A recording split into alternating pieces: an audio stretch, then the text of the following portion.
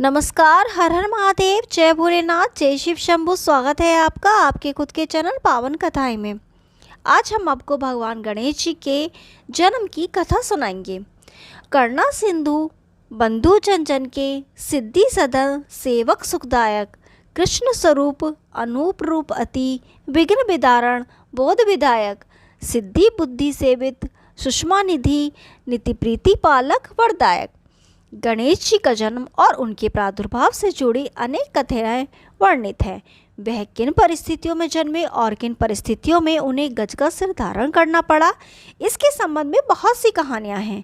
आज हम आपको ब्रह्मवैवर्त पुराण की गणेश जन्म से जुड़ी प्रसिद्ध कथा के बारे में बताएंगे।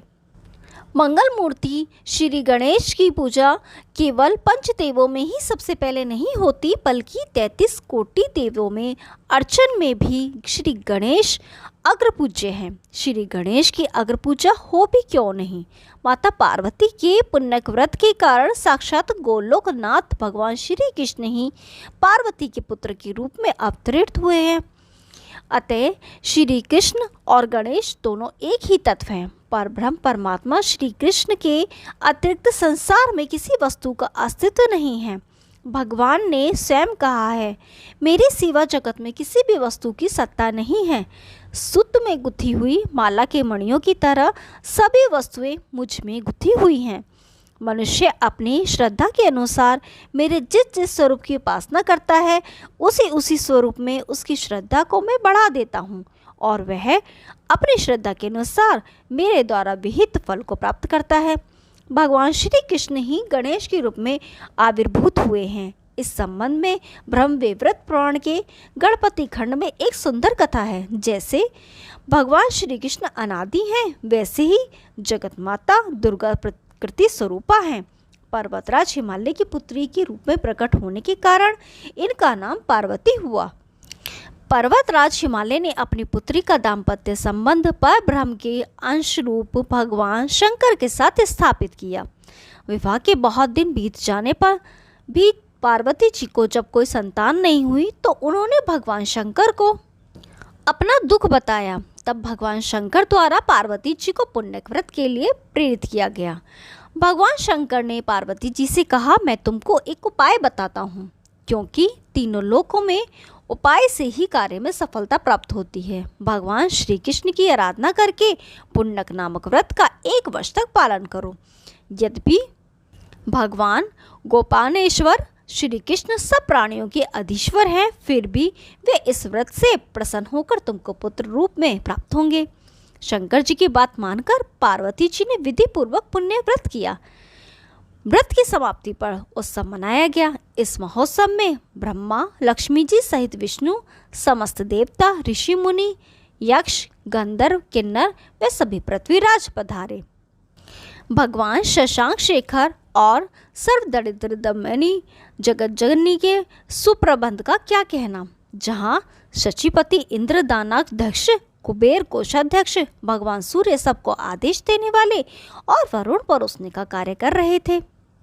भगवान विष्णु ने शंकर जी से कहा, आपकी पत्नी ने संतान प्राप्ति के लिए जिस पुण्यक व्रत को किया है, वह सभी व्रतों का सार रूप है। सूर्य, शिव, नारायण आदि की दीर्घकाल तक उपासना करने के बाद ही मनुष्य कृष्ण भक्ति को प्राप्त करता है। कृष्ण व्रत और कृष्ण मंत्र संपूर्ण कामनाओं के फल के प्रदाता हैं। चिरकाल तक श्री कृष्ण की सेवा करने से भक्त श्री कृष्ण तुल्य हो जाता है। पुण्यक व्रत के प्रभाव से स्वयं परब्रह्म गोलोकनाथ श्री कृष्ण पार्वती के अंक में क्रीड़ा करेंगे।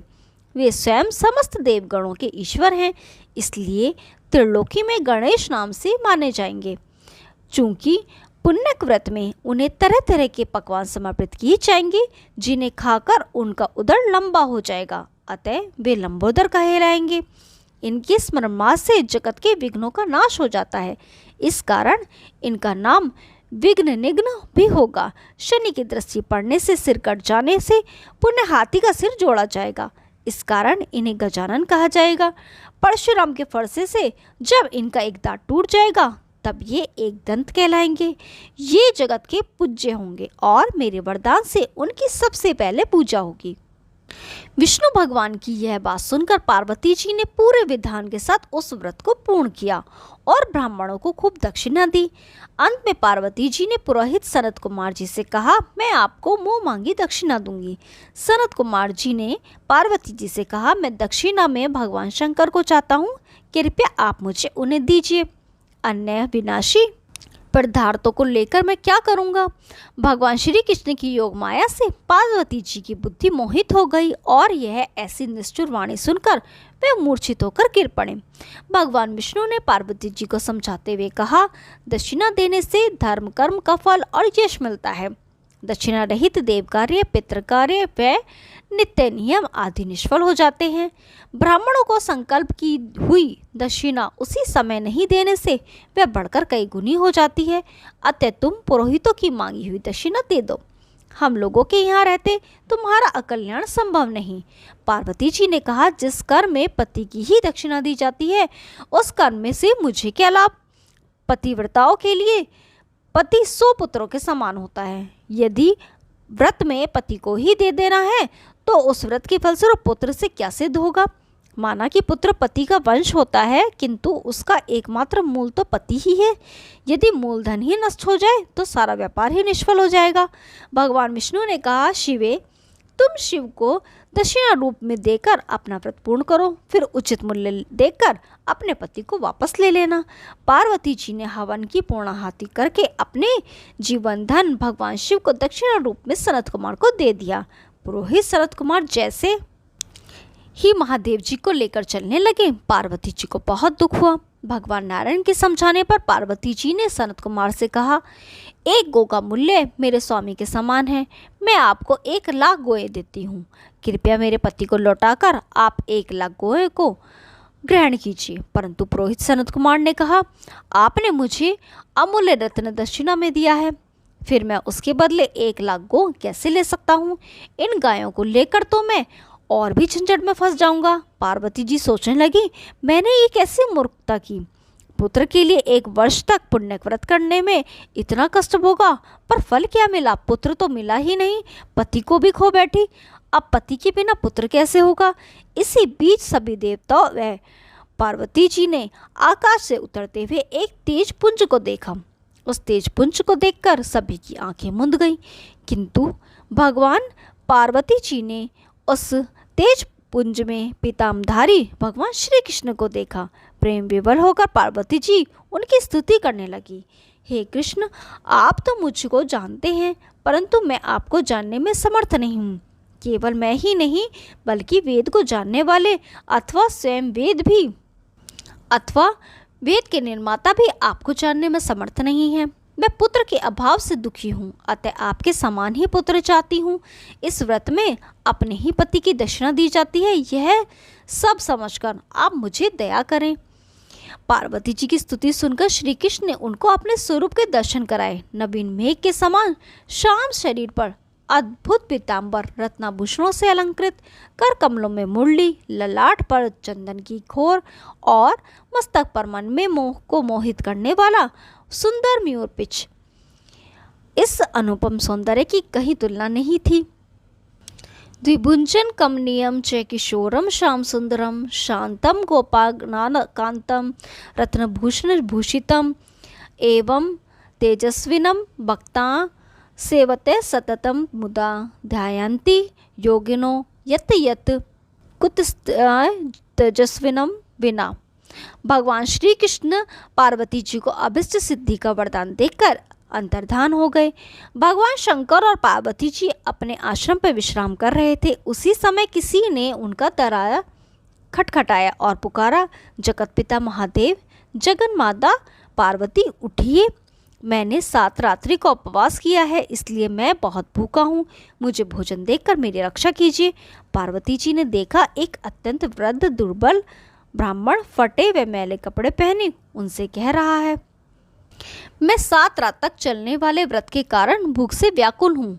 आपके पुण्य व्रत के महोत्सव में बहुत तरह के दुर्लभ पकवान ब्राह्मणों को खिलाए हैं। मुझे आप दूध, रबड़ी, तिल गुड़ के लड्डू, पूड़ी, पुआ, मेवा, मिष्ठान, अग्नि का भात व खूब सारे ऋतु अनुकूल फल व तांबुल इतना खिलाओ जिससे यह पीठ से सटा मेरा पेट निकल आए, मेरी सुंदर तोंद हो जाए और मैं लंबोदर हो जाऊं। समस्त कर्मों का फल प्रदान करने वाली माता, आप नित्य स्वरूपा होकर भी लोक शिक्षा के लिए पूजा और तप करती हैं। प्रत्येक कल्प में गोलोकवासी श्री कृष्ण गणेश के रूप में आपकी गोद में क्रीड़ा करेंगे। ऐसा कहकर वह ब्राह्मण अंतर्धान हो गए और आकाशवाणी हुई, हे पार्वती, जिसको तुम खोज रही हो वह तुम्हारे घर में आ गया है। गणेश रूप में श्री कृष्ण प्रत्येक कल्प में आपके पुत्र बनकर आते हैं। आप शीघ्र अंदर जाकर देखिए। भगवान श्री कृष्ण इतना कहकर बालक रूप में आश्रम के अंदर बिछी शैया पर जाकर लेट गए और शैया पर पड़े हुए शिव जी के तेज में लिप्त हो गए और जन्मे हुए बालक की भांति घर की छत को देखने लगे। पार्वती जी ने अत्यंत सुंदर बालक को शैया पर हाथ पैर पटकते हुए देखा और भूख से उमा ऐसा शब्द करके रोता देखा तो प्रेम से उसे गोद में उठा लिया और बोली, जैसे दरिद्र का मन उत्तम धन पाकर संतुष्ट हो जाता है, उसी तरह तो सनातन अमूल्य रत्न की प्राप्ति से मेरा मनोरथ पूर्ण हो गया। माया रूपा पार्वती का यह व्रत लोक शिक्षा के लिए है, क्योंकि त्रिलोकी में व्रतों और तपस्याओं का फल देने वाली तो ये स्वयं ही है। इस कथानक का यही संदेश है कि कठिन लक्ष्य को भी मनुष्य अपनी अथक साधना और निष्ठा से प्राप्त कर सकता है। जय श्री कृष्णा। यदि आपको यह कहानी पसंद आई तो वीडियो को लाइक कीजिए, शेयर कीजिए और चैनल को सब्सक्राइब कीजिए। हम आपके लिए ऐसी रोचक पौराणिक कथाएं लाते रहेंगे। तब तक के लिए नमस्कार।